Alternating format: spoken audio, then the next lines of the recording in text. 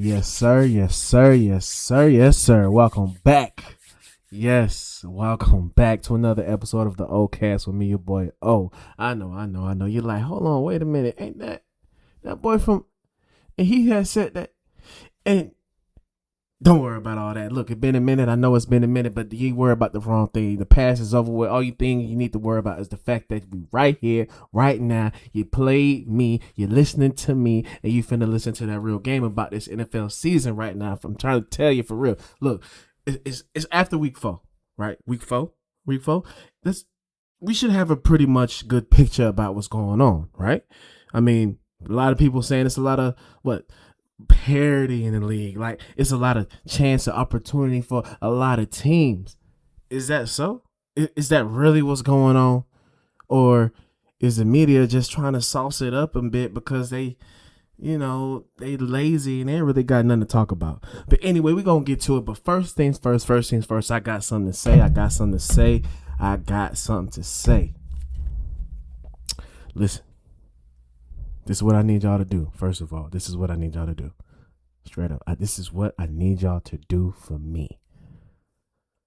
Lay off my boy Michael Penix. Lay off my boy Michael Penix Jr. He's straight. He good. He good, man. He gonna be all right. Or is he? At least that's what I was prepared to say. That's what I was prepared to get on this video and say and represent and have my quarterbacks back. That's what I was prepared to do. Until I did my research. Until I looked at my stats before I hopped on the video. I'm not just hopping on in front of the screen, pressing record and just saying whatever it is I want to say. No, of course not. Nah, y'all know better than that. O is doing his due diligence. And when I was doing my research on Mike, it ain't looking too good for you, my boy. The Atlanta Falcon fan in me want you to do good. I want you to do good, bro. Like the Georgian in me want you to do good, bro. I want you to rise up, but the numbers ain't lying. And I'm not even a numbers dude. I'm more so if the eye test what I see on the field. And, with eye test, I can't even honestly wholeheartedly say that he killing it that way neither. But because, if we talking about the stats, brother, you started 7 games, right? 3 last year. 4 this year. You 2-5. You won 1 last year. And you just won your first game last week against Washington. Now, a good team. I'm going to get to that. A very good team. But they didn't have their player. They didn't have their guy. They didn't have their starter. They didn't have their face of the franchise. They didn't have a stud quarterback in number 5, Jaden Daniels. They didn't have him. So, I'm happy we got the W. Don't get me wrong. It's the NFL. Any given Sunday, you get a W, you need to celebrate. But with the expectations that we had coming into the season, we 1-3. That's not good, Mike. Come on now. 2-5 as a starter. You've thrown an interception. Wow. You threw an interception every game last year. And this year, you started back with those picks, man. It's like, he's very accurate. But he's very much a timing player. He's very much a timing QB. It's ironic that, I'm about to say this, but he's a lot like Tua. Way more arm strength, in my opinion, more arm talent, but it's timing. It's timing, and he's accurate. If he can get in his 3-step drop and then his first or second, he may be able to get to that number 3 read. If one of those 3 options or 3 reads is open right away, they're going to get it and they're going to get it on time. Especially if they running the route the right way and they are in the spot that they're supposed to be at.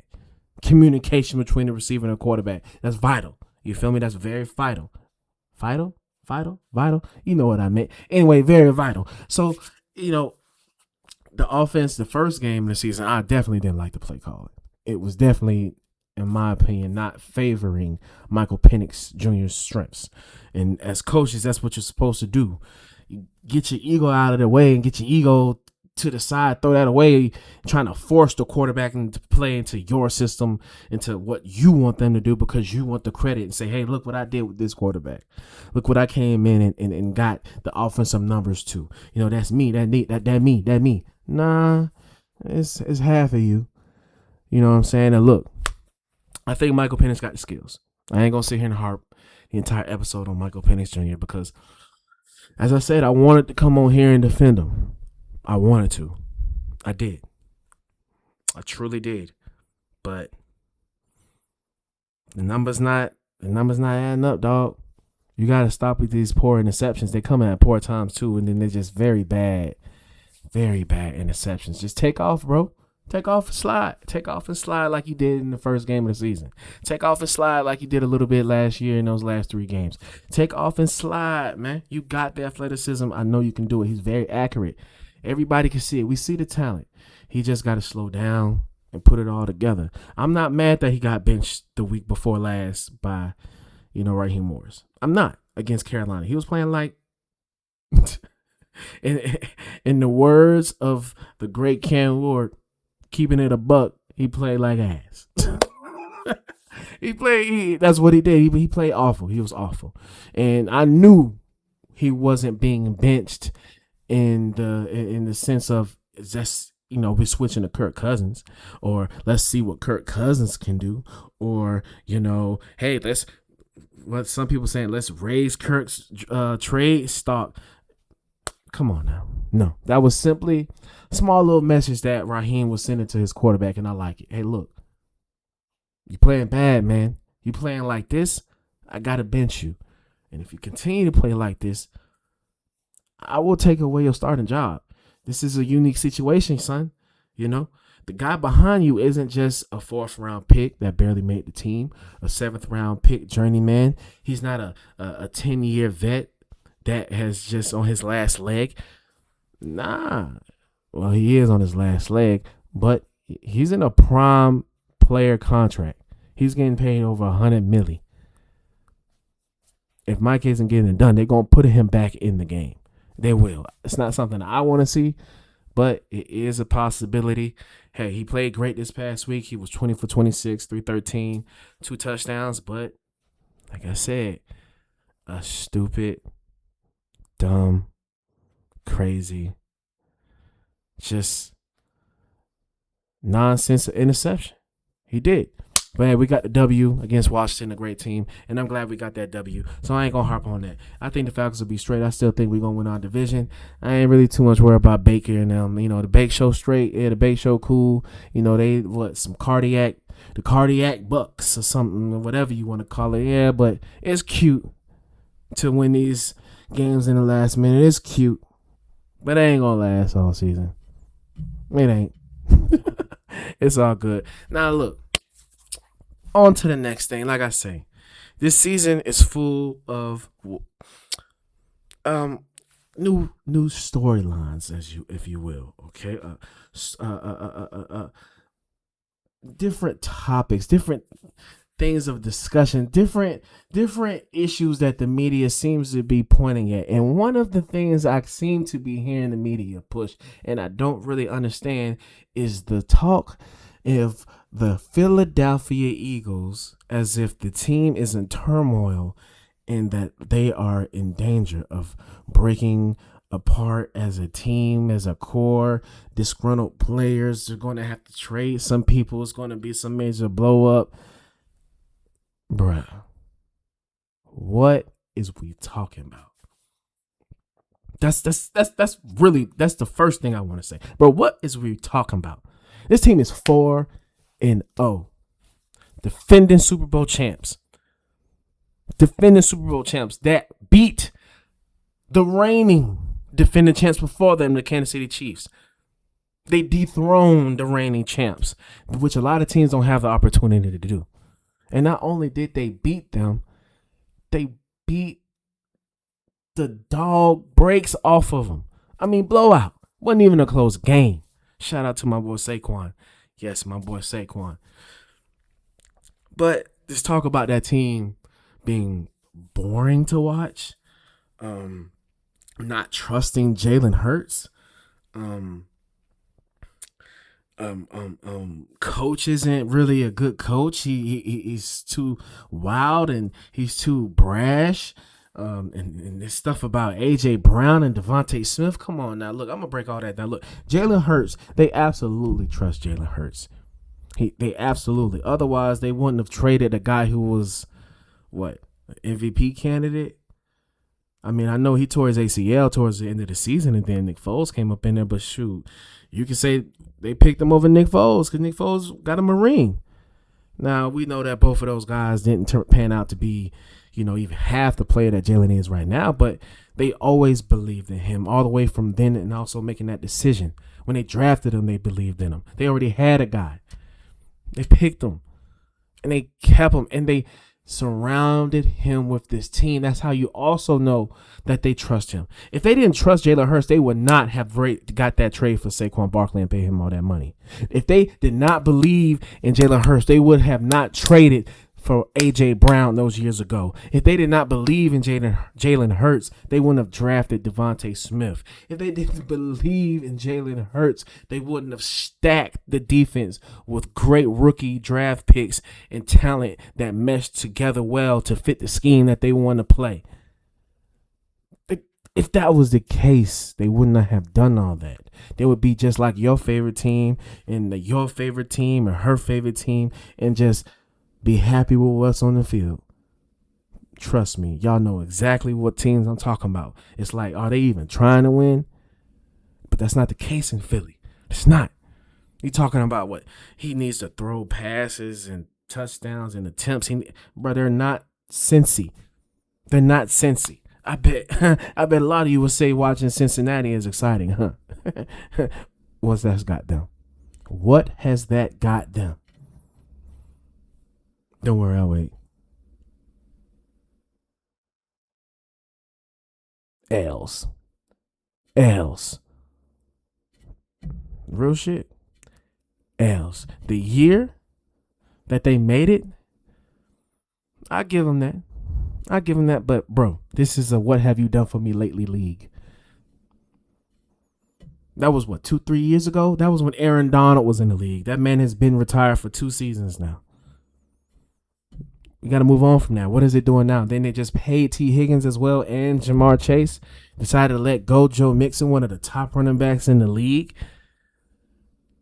Undervaluing what he brought to the table. Undervaluing what him and his attack was doing to help them be balanced to get to the Super Bowl. What's that getting them?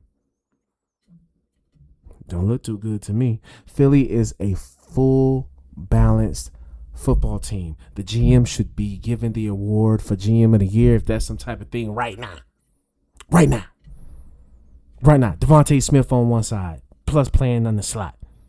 AJ always on the X, always by himself, killing one-on-one. And then you got the best running back in the NFL. Best running back in the NFL.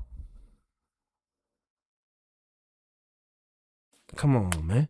Why would they not give him the ball? Why would you not play through him first?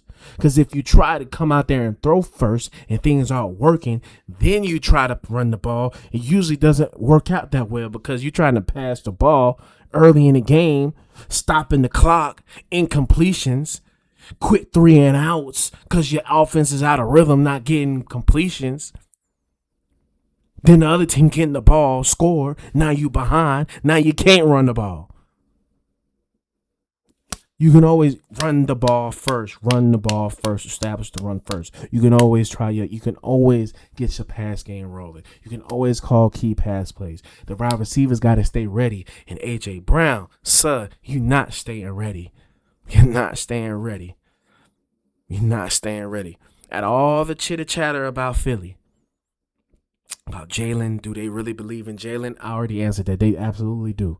Is he an elite quarterback? You absolutely right. He is an elite quarterback. He's winning. But the talk about Devontae Smith and A.J. Brown being unhappy. Now, Devontae, He chilling.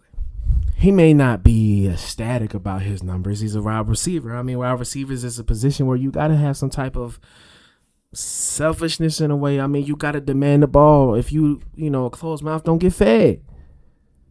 It don't. Especially when you're on a team with other threats. It just is.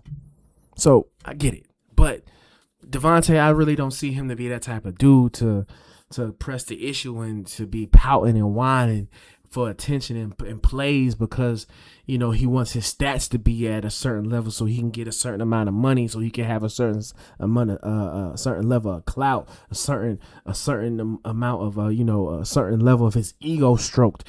Devontae ain't that. But AJ Brown, hey, man, all respect, bro, but it seemed like you that type of dude. Bro, y'all 4-0 and you acting like that, man, making those posts. I love that he's quoting scripture, which is great. It's awesome. But for me, the question is, why is it that you had to go to the scripture for something so selfish? Why did you have to go to scripture and use scripture to try to portray your displeasure for how you're getting used at work? When you are on a team, at a job, at a company, working, doing your dream job, making dream money, and you just won a championship, reached the pinnacle of that said dream job, and you are now on the second year after having that, you are still undefeated, haven't lost a game, y'all are winning, and you mad. You so mad. You gotta look into the word to calm down. Which is great. I love that. I always go to the word to help you with any problem in life. The answer is right there every time. But the question is, make sure that, bro, you got to make sure your intentions is pure and your intentions is good when you're going in it now. Don't be going up in the stripping up in the Bible, you pulling out what works for you, what sounds convenient for you, what helps your argument in that time, but you're not reading everything else that is a part of following the scripture. That's all I'm saying. But more than that, bro, look, it's just unprofessional, just a bad look. It's just a bad look, dog. Don't be that way. Every other player on the team is accepting it. Jalen Hurts could very well be passing for 4,000, 5,000 yards and rushing for 1,000. He could. Saquon could be having another bid for another 2,000-yard season. He could. And Devontae, he's a former Heisman Trophy winner at the wide receiver position. The first in many, many, many, many, many years. I can't even remember the last receiver to win the award, the wide receiver award at the top of my head. What Peter Warrick? Did Peter Warrick win it? I don't even remember. That's how long ago it was. He could very well be a top slot receiver in the league. I don't know about outside, but he could definitely be a top slot dude. Fine. But what they're doing is they're accepting their roles on the team for the betterment of the team. Same thing on the defense. They got stacked young players on that team. They've already established, look, Jalen Carter, hey, man, you the stud, you the star. And rightfully so. But that doesn't take away from the other young bulls they got on that team. That is what football is. And the media is, they pick and choose when they want to put that sentiment out there that it's about the team. Because right here, right now, here it is a team that is showing you that it's about the team, that's playing for the team, that's sacrificing for the team, and that's winning as a team. But it's not good enough. It's a problem. They boring. Do they trust the quarterback? Oh, no. Are they going to have to trade the wide receivers because they're mad? Bro, A.J. Brown, he gets the most targets on the team. He lead the team in targets with 28. The next person with targets is Devontae Smith with 20. And after that, the next person got 13. Bro, you get all the targets and you still mad. And then when you get the ball, bro, you giving half-ass effort. Pouting. Body language is absolutely 100% showing pouting. Come on, bro. You too old for that, my boy. Respectfully, man. I'm not challenging your character outside the field. I'm talking about on the field, bro. That's not what's up, man. And I don't think you're that type of dude. I hope you're not. And man, hey, I hope that you continue to read the scripture past the scripture that helped you prove your point on, to be petty on social media. I hope that wasn't what you went on there to get and then closed it. I hope you go back and you continue to read. All right? Because you you will run into something that'll help you realize, you know what? I'm being ungrateful and I'm tripping. And if I don't stop and check myself before I wreck myself, bro, I'm going to get traded and be on a bad team and ended up looking like Myles Garrett. All the money in the world, all the accolades in the world, all the talent in the world, all the praise in the world. But he is on the Cleveland Browns and it's hot garbage, not going nowhere. He almost tried to get out of there this summer, but guess what? The thing that was what was most important to him came calling to him, and he couldn't turn it away. It came at him, hey, bro, we will pay you.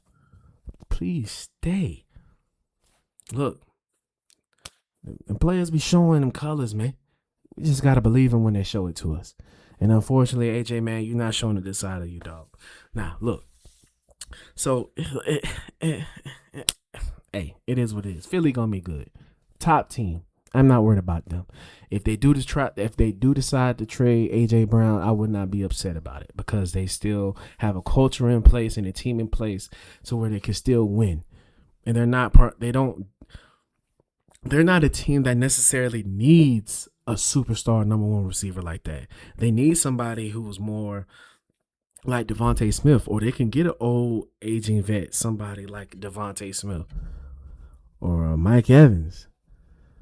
But then if he get Mike Evans, then that mean that Philly traded AJ to Tampa for Mike Evans. Hell no. Nah. Keep him. Anyway, on to the next topic. All right, so look. The Chiefs, the Bills, and the Ravens, plus the rest of the teams in the AFC. That's how I see it. That's how I see it. Yeah, I said it. Yes, I said it. The Chiefs, Bills, Ravens, and the rest of the AFC. I don't want to hear nothing about no Chargers. I don't want to hear nothing about none of them folks. I don't care what they do right now. This is the beginning. I definitely don't want to hear nothing about no Indianapolis, Indiana Jones, and the Colts. You know what I'm trying to say. I don't care nothing about them neither. They're going to fizzle out. These teams are going to fizzle out.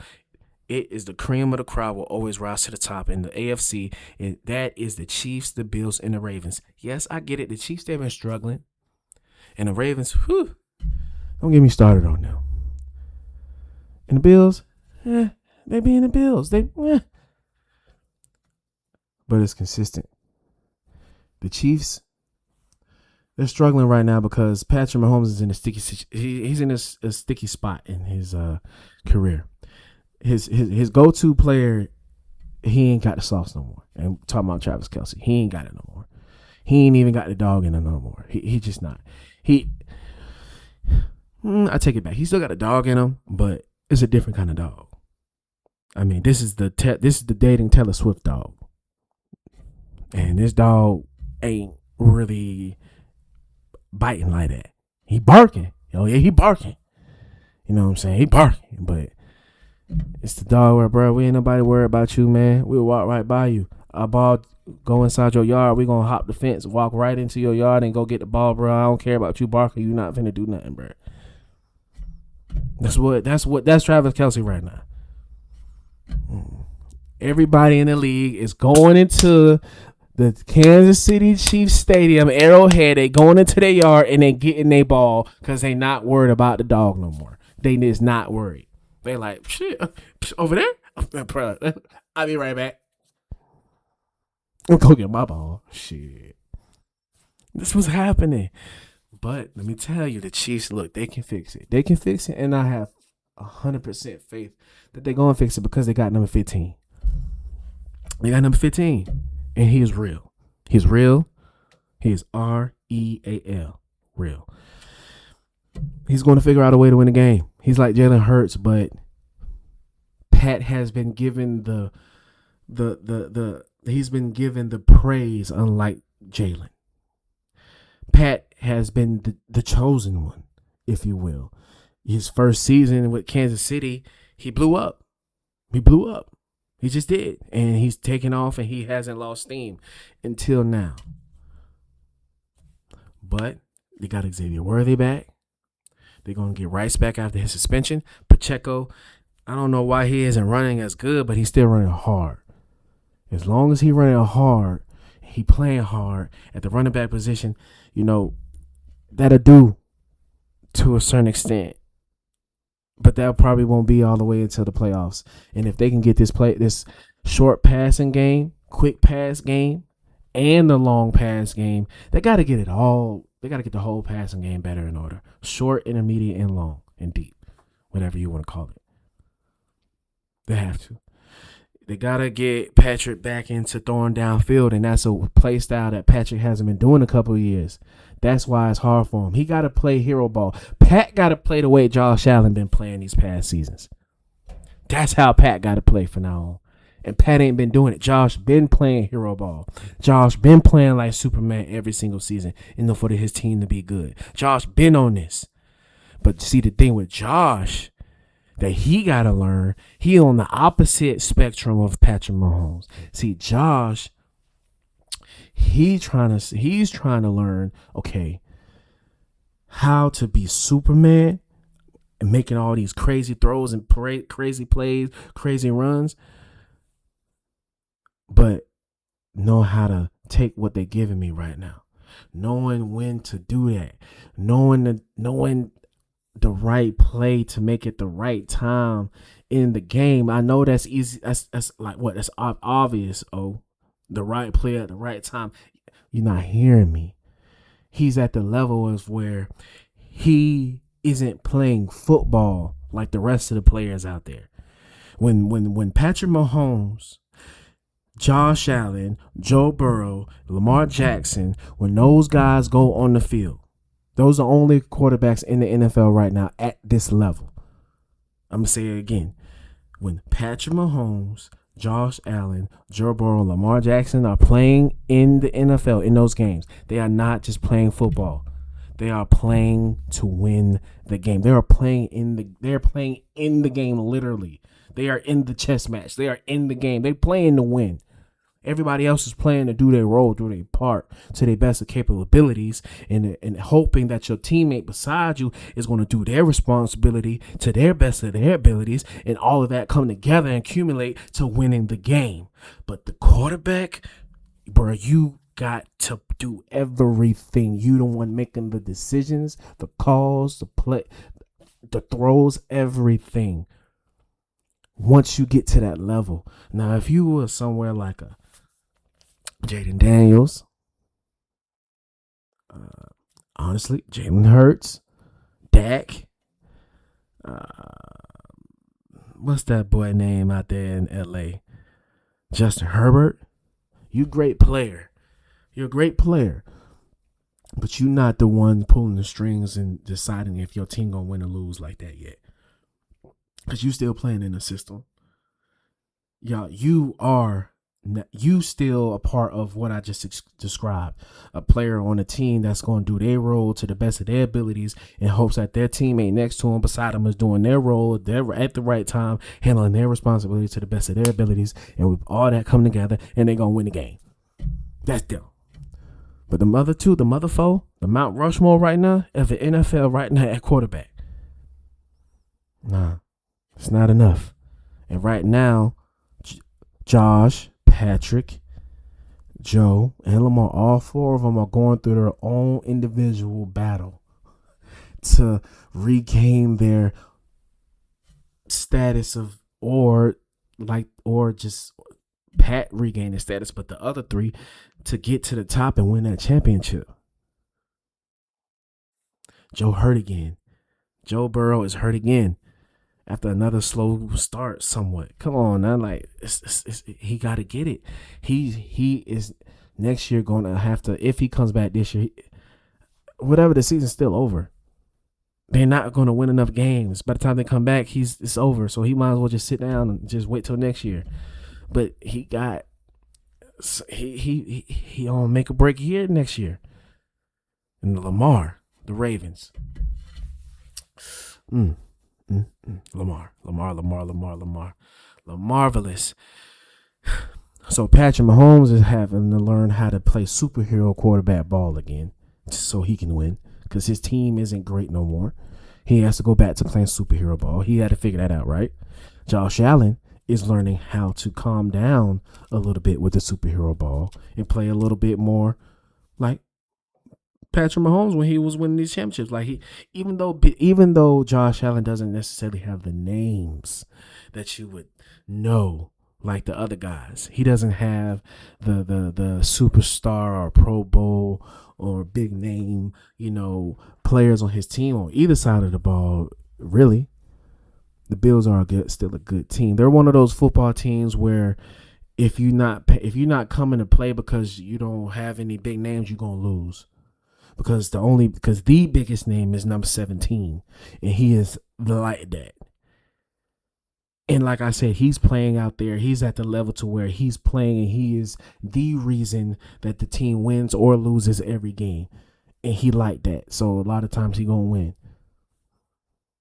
He gonna see. The Bills are a good team because of him. As long as he can continue to master, because he's been taking the necessary steps. It's slow, but it's patient. He win. He go another round further. He lose, but he play well. He go another round further. You don't play well. Okay, you send away Stephon Diggs, the diva receiver, and let's see how he do. Shoot, he come out here and win MVP. And man, I'm not saying that he playing bad. They 4-0. Them and the Eagles are only 4-0 teams. I'm not finna be like the media and try to act like the Bills have issues like they're trying to do about Philly. They're 4-0. But Josh is going to have to be perfect for them to win the Super Bowl. And I think that is too much to ask of one player in the NFL. I mean, what do they always say? This is the best of the best of the best in the world. These are grown men out here playing football with mortgages and kids and childs and wives and all this. So they the best of the. Woo. When they fast, they think you get out there and you got to do the checks on the line. Then you got to look at the play clock, and then you got to play the play coming in your ear, and then talking trash, and then the crowd. It's a lot. It's different, bro. It's the best of the best.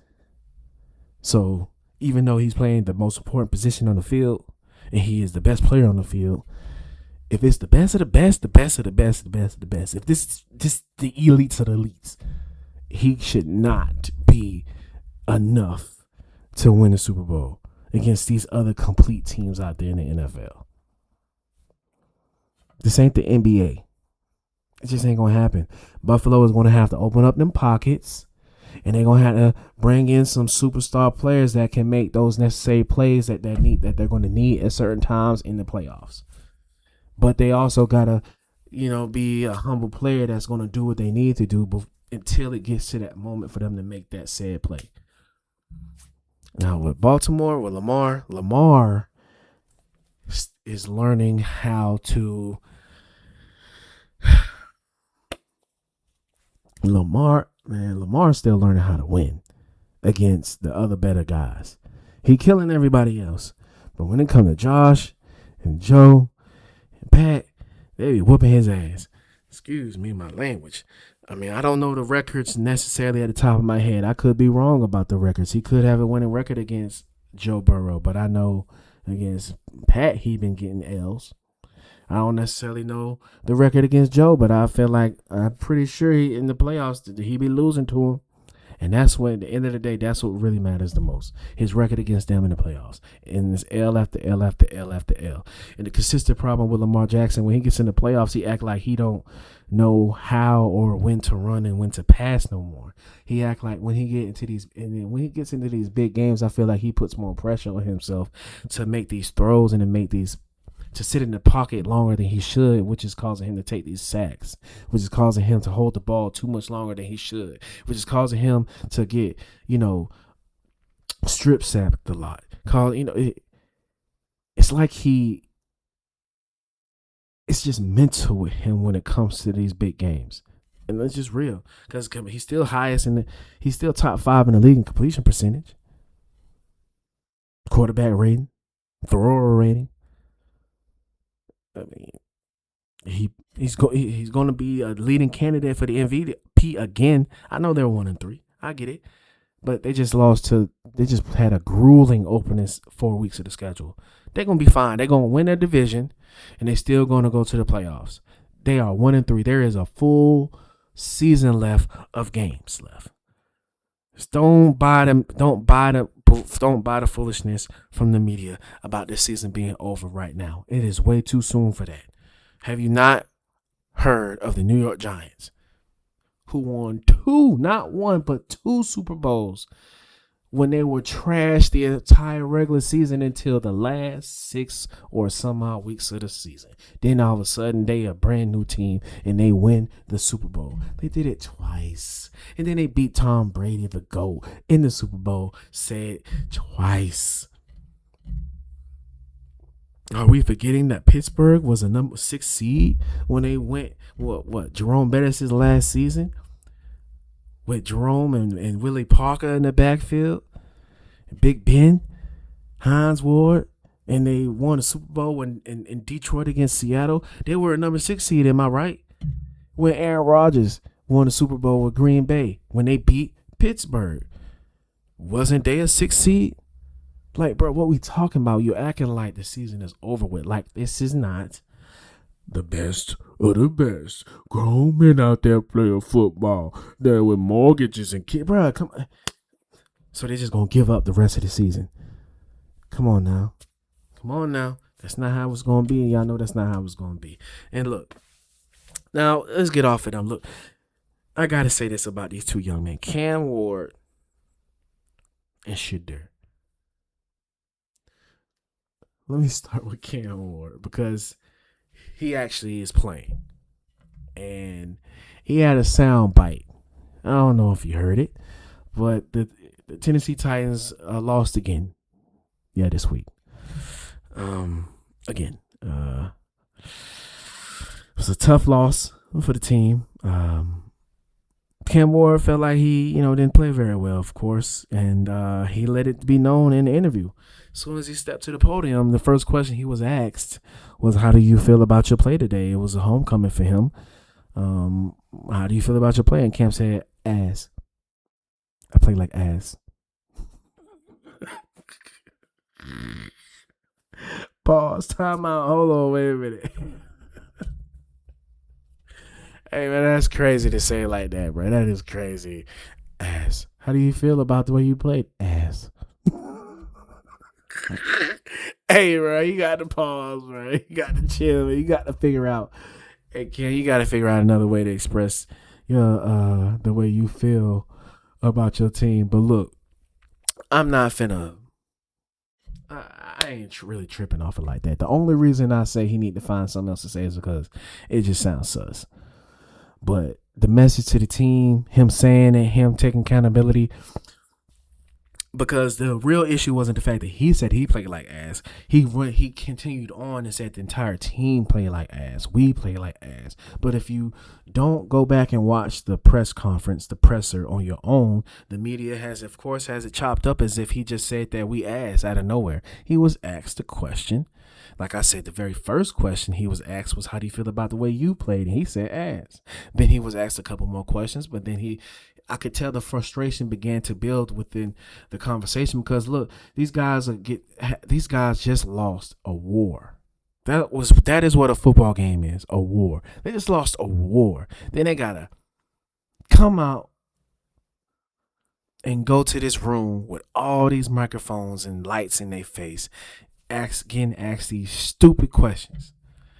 And a lot of times they get asked the same question over and over and over. He's a young kid. I don't blame him for letting his feelings, for expressing the way he feels, because it wasn't, my opinion, a rant. That was a franchise quarterback challenging his team and himself challenging his team and himself in his own new generational type way. He is not Tom Brady. He's not Peyton Manning. He ain't Johnny Unitas. He ain't Joe Montana, Steve Young, Dan Marino. None of those dudes. He is Cam Ward. Young brother who was a 2-star high school recruit coming out of high school that had to grind his way and went to a Incarnate Ward. I don't even know where that's at, bruh. Is that a JUCO or is it a D2 or D3? I don't know. Somebody tell me, because I don't know. Then he parlayed that into a scholarship at Washington State. Now, I'm from Georgia. I'm from the South. You don't really think prime time, big time program. You don't think Wazoo as a big time program, but Washington State is an elite D1 of the former Pac-12 team. And he played there before the Pac-12 was dismantled. He was there and he played well, showed out, and parlayed that into a scholarship at the U, Miami, where they've been trashed for years, been trying to rebuild it. And all you know what? You know how to fix that? You know how to bring back the winning mentality and the championship runs and the sauce and the swag of the U? Drop Cam Ward in there because he's like that. So don't be mad now with that said sauce and that said swag. You interviewed the young man before the draft. You saw the way he played the entire season. You saw all of that. If you did your due diligence. And if you didn't, that's another story and your problem. But let's just say for the sake of this conversation, you did do your due diligence. You did do the interview. Then you already knew what you was getting yourself into. Bro, he's just being himself. He's just being a YN. He was just being a YN. In a positive way, if you will. Usually when we say YN, boy, tripping. In a sense, him saying just flat out, we ass. That is him tripping. That's a YN response. You drafted a YN as your face of your franchise. So don't get mad when you get a YN answer. But you can't focus on how he said it. You need to focus on the intent. And these men should be able to do that.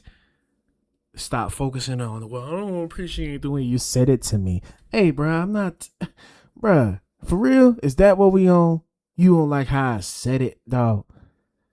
Or you gonna listen to what I said? We suck, bro. We're not good. We're trash. We're awful. We're disgraceful. We are horrible. We don't belong on the field. How else you want me to say it, bro? Because all the ways I said it is different than me just saying ass, but they all mean the same thing, that y'all hot garbage. Focus on that, bro. And he took accountability. He said, we, that includes him, us, together. I like it. And if I'm a Tennessee fan, which I used to be back in high school, funny note. But anyway, let's pass that. If I was a Tennessee fan today, I would be happy and encouraged by that response by my quarterback. Because look, when your team is trash, when your team is awful like that, you want to hear somebody say that this is not okay, that this is some bull jive, and we're going to fix it. This is not acceptable for me. I'm not just cool with coming in, getting the check, and taking L's. You need that. And the last thing I'll say is, with Cam Ward saying that, to me, now I've never been in no NFL locker room. I've never even been in a college football locker room. I didn't make it past high school.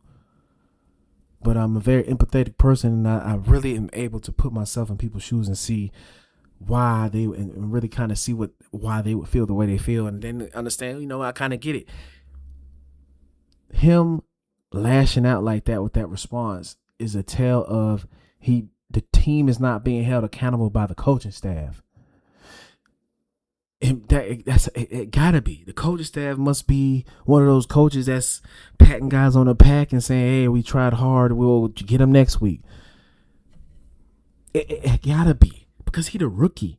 For the rookie to be so frustrated after the game, to just call the whole team out, including himself, and be like, bro, we trash, bro, we ass, bro, and we got to keep it a buck. That's the other thing in the statement we got to remember. He said, look, man, if we keeping it a buck. He said if, so obviously they ain't been keeping it a buck around him. Because if they was keeping it a buck, he wouldn't have had the need to say it then. Hey, they're going to be good. And I feel like the Tennessee Titans should be happy about the fact that their young quarterback has stood up for the team and challenged everybody. Now he just needs to back it up on the field. First at practice, he said practice is going well, but it's not translating to Sundays. They got to figure out how to translate it to Sundays, and he got to do his part. He got to do his part, and I think he's going to do his part.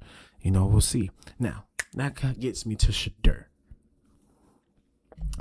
Number 12. Man, I hate saying number 12. Man, they should have gave my boy number 2. But anyway, Shadeur, he's recently just made news because of an interview he gave in the locker room, right? I don't even know why they even chose him. But anyway, he was ran up on in the locker room right after the game as he's getting undressed, and he was asked about, I guess, what does he feel about himself and the play around the league, and is he ready? And Shadeur responded with, if you look at the play of everybody around the league, I know I can do better than that. Like, I'm ready. I've been ready.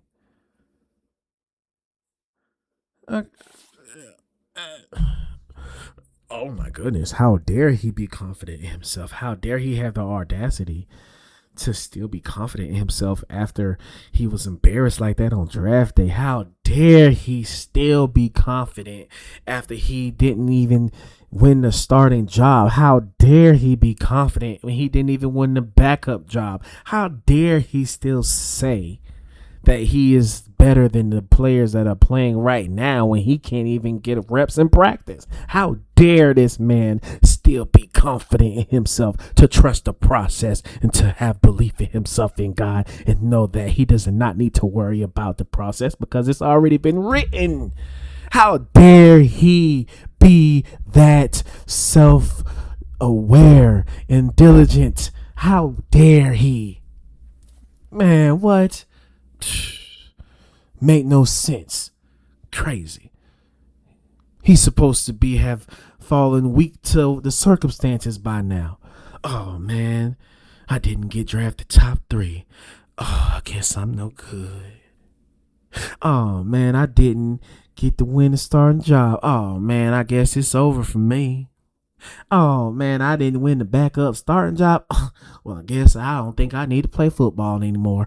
What we talking about? What we talking about? What we talk about? No, he answered the question the exact way he should. Like, again, I said he is a YN. He's a little bit, he more polished now. He a more polished YN. He a YN with some money.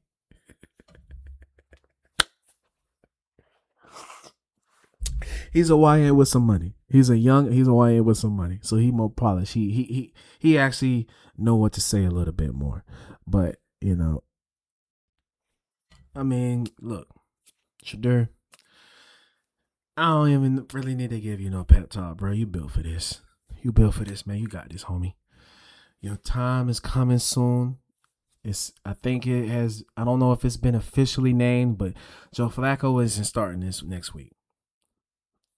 It's said that, Schefter is saying that it's most likely going to be named as, what's old boy? Dylan Gabriel will be named as a starter.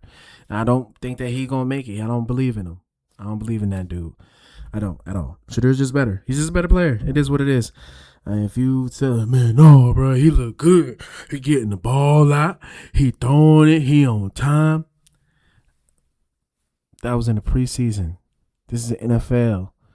Now, even if he does it in one game, that's one game. Next week, they're going to be prepared, and they're going to take away what you do best. Then what you going to do when you can't hit that first or second target? That's what I'm saying about Michael Penix Jr. And Gabriel doesn't have half the arm talent as Michael Penix Jr., nor the size. So, Shadeur, be patient. Your time is going to come. They ain't do anything but help make your story legendary. Now, to the last point of the night when it comes to ball, because you know I got that real talk segment for you. I got to have it. Got it. Anyway, what I'm going to do each week, you know how Stephen A, he got hit top five, yeah. Oh, whatever. Anyway, I'm going to do my top 4 on both sides. Yeah, I like that. I'm going to do my top 4 on both sides. The AFC and the NFC top 4. Because that is how it's going to come down to. The top 4 teams on both sides will play each other and decide who will be the last 2 teams on each conference standing to who going to play in the Super Bowl. Am I right or wrong? That's how it go. To put them all together in one list of 5 teams, that ain't enough, my boy. That ain't enough, my boy. Now, to my picks in the AFC. Now, listen, this is my opinion. This is my picks. This is what I think. This is who Octavius Miles O thinks is the top 4 teams in AFC. And I don't care about their record. I ain't talking about stats, numbers, none of that. From the eye test, what I feel, this is who I think is the top 4 right now. Yeah, that way. Number 1. Gotta get it to him. Buffalo Bills. I gotta get it to him. I got you, Josh. You know what I'm saying? You know, Josh out there playing like he mad that man Michael B. Jordan had his girl up in that movie like that. You know, that man hard, bro. He doing his thing. Okay, number 2. It's still the Kansas City Chiefs. Yeah. I said it. Yeah, I said it. I meant what I said, and I said it when I meant it. Bruh, they're going to figure it out. I'm trying to tell you. They're going to figure it out. The Kansas City, you can't count out. Number 15 back there. Number 3. Sure, this might be even more egregious than the last pick. The Baltimore Ravens.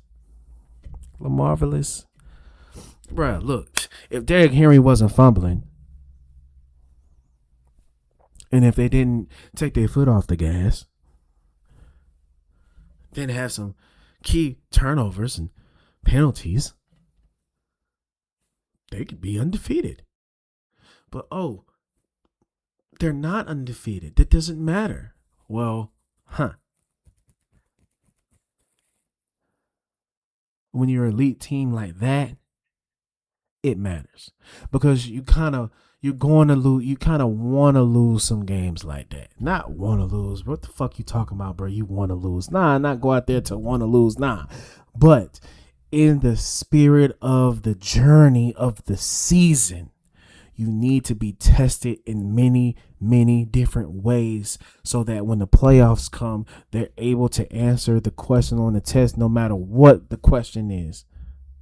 It could be a question that any team wouldn't know, but y'all ready for that question because y'all had experienced that in the third quarter in week 3 against such and such on third down in 20 when you had to have it and you weren't able to get it. And then you realize what you did wrong in order to get to 3rd and 20 in the first place. So now when you get to the playoffs, you're not going to make said mistake that got you to 3rd and 20. But if you mess around and do make the same mistake again, you're going to take that player out the game, first of all, because this is the playoffs. You tripping. We learned in the regular season. Now, once they sit their ass down, then we're going to remember, okay, this is how we're going to get out of the situation because we went through this again already in the season in week 3. Derrick Henry is going to get an opportunity in the playoffs just like that. He's going to get an opportunity to make a play in the postseason to win the game for his team and be the reason that they either go to the Super Bowl, hell, maybe even win it. Now, is he going to make that play? I don't know. But remember, you heard it here first, that Derrick Henry will have an opportunity to make up for these mistakes that he's made. He's still a great player, and it happens. It is what it is. It's ball. Now, the last team in the AFC, the Pittsburgh Steelers. Yeah, the Steelers. Yeah, the Steelers, bro. Hey, man, them boys look raw. Them boys hard. The defense, they got the best defensive player in the league right now. TJ Watt. The best defensive player in the NFL is TJ Watt. I wish I knew his real name. I wish I knew what TJ stood for, because I would have said that. But him, that guy. Not talking about Jordan Peele. Him. I'm talking about number 90 on the Steelers. Him. Yeah, raw. Now they got Jalen Ramsey. Patrick McQueen still at middle linebacker. Not to mention all the other role players on the team that I may not necessarily know their names, but they got solid players because they got a culture in place that is solidified. You're going to come there, you're going to do your job, you're going to do your role the way you're supposed to, and you're going to be able to trust that your teammate next to you is going to do what they're supposed to do, and cumulatively together, y'all going to come together and win the game. Dang, why do I keep saying that? That must really be how football works. Anyway, I don't know nothing. I ain't played past high school, but that's my 4 teams for the AFC. Bills, Chiefs, Ravens, Steelers. Yeah, to the other phone. Yeah. Both sides. NFC. Of course, number 1 is the Philadelphia Eagles. Despite what everybody is trying to say, trying to panic, everybody is trying to press the panic button. But it's not needed. If Philly allows the media to manipulate them into making drastic decisions and drastic changes, veering away from what they're doing now, then they deserve to not repeat. Because they are very much in the process of potentially being a dynasty. We may be looking at the second coming of the New England Patriots. Now, the coach isn't a Bill Belichick. He's obviously the opposite. He be talking trash, and he with it. I mean, he answering the questions, but he's stern in playing the way that he wants his team to play, and not allowing the media to make him change his game plans. No, we're gonna run the ball, dog. Yep. And then Jalen Hurts definitely acts like Tom Brady. He is about winning and winning first and foremost. And he may not be great as far as skill level, but that boy Jalen can do things that Tom can only wish he could do. And that's a fact. Now, Philly, yeah. The league better get it together. They may string out a run like we just saw Kansas City do. And then before that, how we saw the New England Patriots do. Now, number 2, the Detroit Lions. Yes, the Detroit Lions.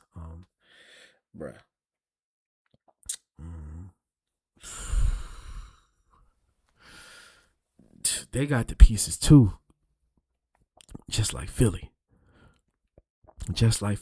I mean, wow. They're great. Detroit. I was never really a believer in Jared Goff. I'm not really a believer in the standard traditional pocket quarterback. You got to at least be able to run, bruh. You know what I'm saying? You got to at least be able to get the first down. You know what I mean? You can't be no big, tall, 250 plus pound, slow quarterback back there no more, man. You got to be athletic. And he ain't not athletic to me.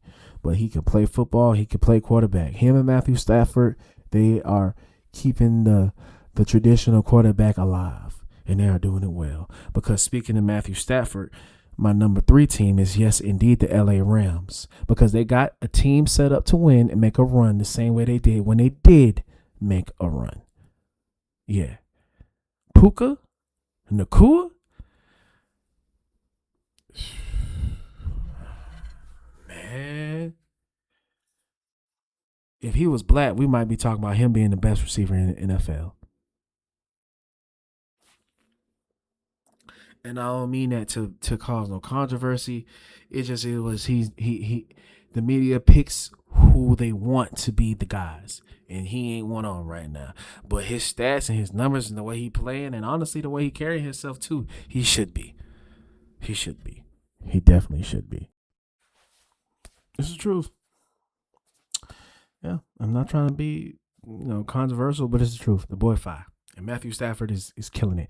And you got Devontae Adams over there as the vet who used to be a superstar receiver, but now he's more of a number 2 receiver. And the way they had Odell Beckham against in their Super Bowl run, they got Devontae now. Who's Devontae is better now than Odell was then. So they should be better now. They don't have Aaron Donald, but they got a guy over there, number 8, in Jared Verse. Bruh, he another one. He like that. Hey, good running back. Sean McVay is one of the better play calling coaches in the league. They the number 3 team in the NFC, dog. Safe to say it. Now number 4. Now I had to really think about this. I had to really think about number 4.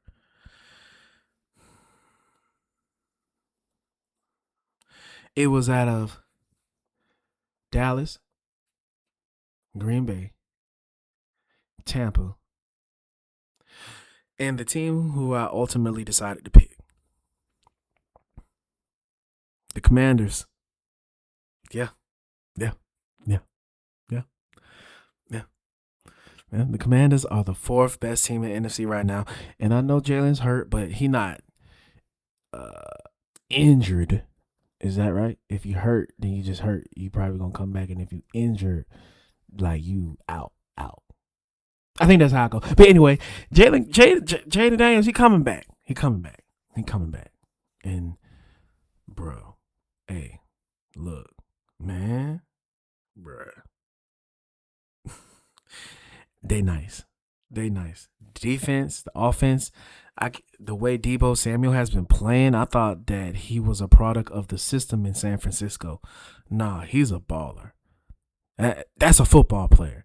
I respect it because I don't think that I didn't have that mentality to be a football player when I was in school. I just wanted to play one position and just score touchdowns. I just wanted to play running back. That's it. That's all I wanted to do. I didn't want to block. I just want to run the ball. I wasn't a football player, and it ultimately cost me in the end. Nah, Deebo Samuel is a football player. Line him up in the backfield. Line him up as a lead blocker. Line him up as a wide receiver. Line him up at the slot. Line him up at the X. Line him up at the kick return, punt return. Bruh, you got to love it. Guys, too. If you're a Washington Commander fan, hey, look, you should be happy, even though Jaden's hurt. And also, they lost to us, but Mariota has played pretty well in these last 2 weeks. I'm impressed. I'm not saying that if Jaden Daniels was to be hurt for the whole season, injured for the whole season or whatever, then Mariota would pick it up and they're going to win. Nah, if Jaden Daniels was to be out, then obviously they would be out of my top 4. But he's not out. So right now they are in my top 4. And it is what it is. If your team is out my top 4, then they need to figure out how to get in my top 4 on both sides. But whatever. Real talk. It is time for the last segment of the show. I've enjoyed my time, but look, at the end of the show, you always know I'm going to kick it to you about something other than sports. Something about real life, real talk. I was calling it real but for obvious reasons, I had to switch it up. So we just going to leave it at real talk. Now, real talk.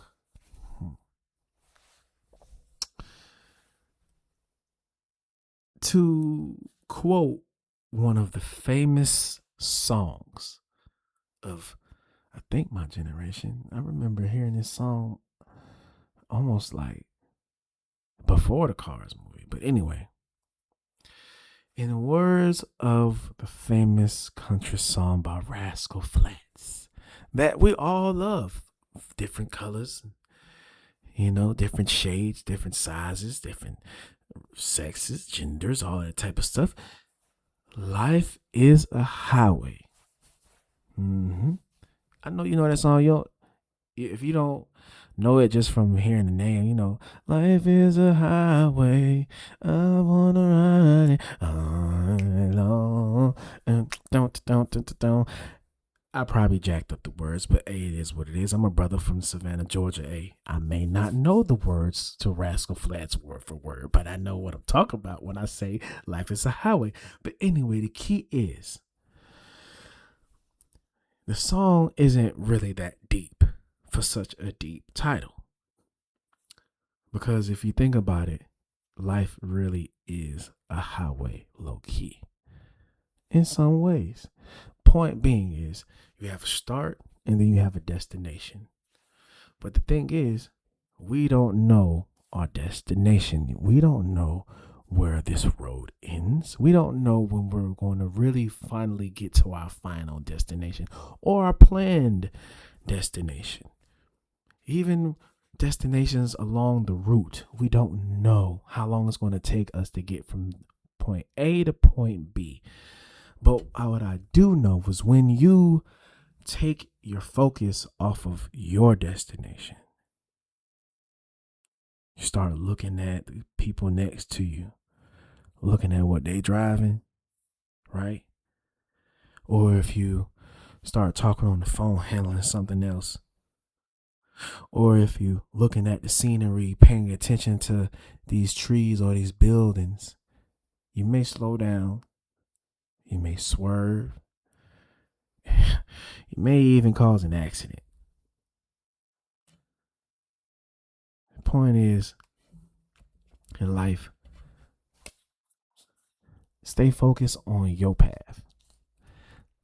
Focus on your journey. Don't even focus so much on the destination, because the destination is going to drive you crazy. That's how you build up too much anxiety. Take it easy. Take it easy. Stay focused. Keep your faith in your process. Keep your faith in your discipline.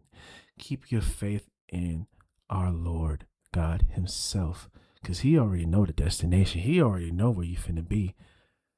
Only person that can mess it up is you. Only person that can mess it up is you.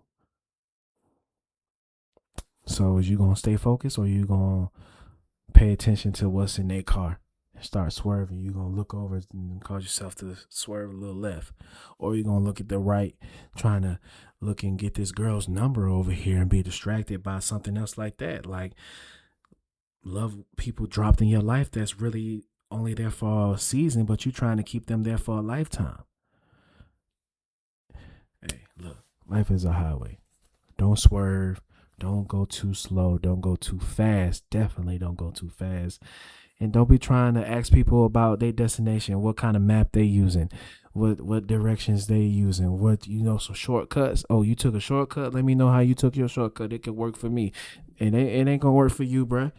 That ain't gonna work for you. You gotta go your way, and your way only. And that is real talk. Now, this has been another episode of the O'Cast with me, your boy. Oh, man, I am so happy that I'm back with y'all, man. I really hope you enjoyed this episode. I really, really, really hope you enjoyed this episode. And if you did, you know how you can let me know that you liked it? Hit the like button and leave a comment. Hey, my top 4 on both sides. You may not like it. Let me know what you ain't like. You mad because I ain't said the Tampa Bay Buccaneers?